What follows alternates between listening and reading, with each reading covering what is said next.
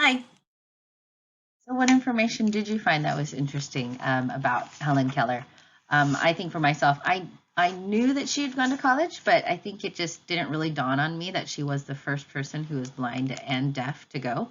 And then I was actually blown. I never knew at how much she went on to help other people, not just other people like her, um, and get into college like that who are blind and deaf and fight for that. But she also um, really fought for people who needed her, people who needed help, people who were poor. She helped. She spoke out against, or she helped get women to know about voting. She fought for free speech. She fought for Black people to have equal rights as well. And then, still, even today, her foundation works to help those who are blind and hungry. So I think that's quite amazing. And we're going to take a closer look a little bit to kind of see what the author's message is. And the actually kind of real cool thing about this series is that this author kind of really puts it out there at the end of what his message or what he is thinking. And so that it's really kind of not easy, but really great for us so we can hear it and kind of say, what does it mean to us? Okay? So follow along with me as I read here. In my life, they said I was different. They said I'd never be normal. But the truth is, there is no such thing as a normal life. Every one of us is like a flower that must be watered. Every one of us is full of potential, which means things to come. Okay? And every one of us can overcome obstacles. I don't have the picture for this one, but listen here. It says, look at me, hear my words. I may not be able to see, but I have vision, which means they can kind of see what they want to plan ahead. I may not be able to hear, but I have a voice. And we're not just talking about a voice of like a speaking or a singing voice, but a voice in being able to say what their thoughts and feelings are, and say it so that people can hear what she's fighting for.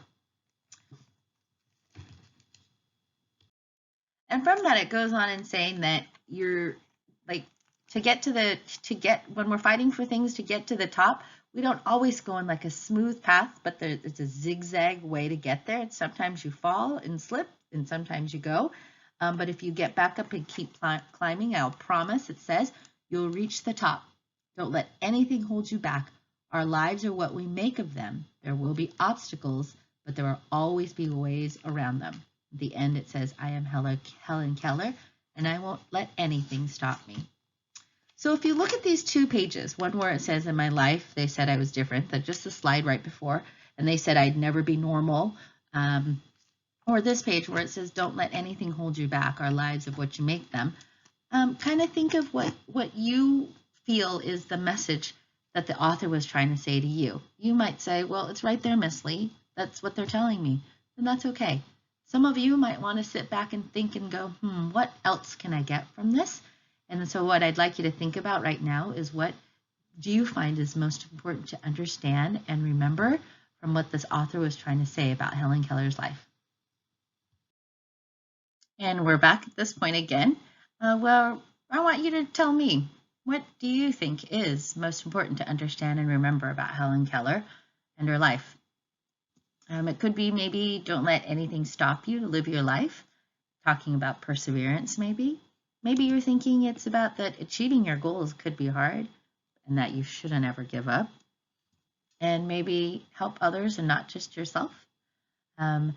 Think about what you think it is. You might agree with me, you might disagree, you might have some of your own. Go ahead and take time to think about what you're getting from the author and the message or the lesson.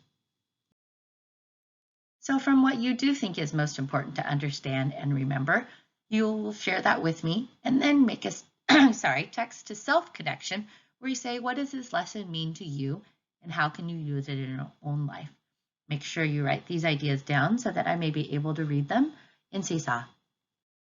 And as you know, in our reading curriculum, we always layer on and layer on and layer on.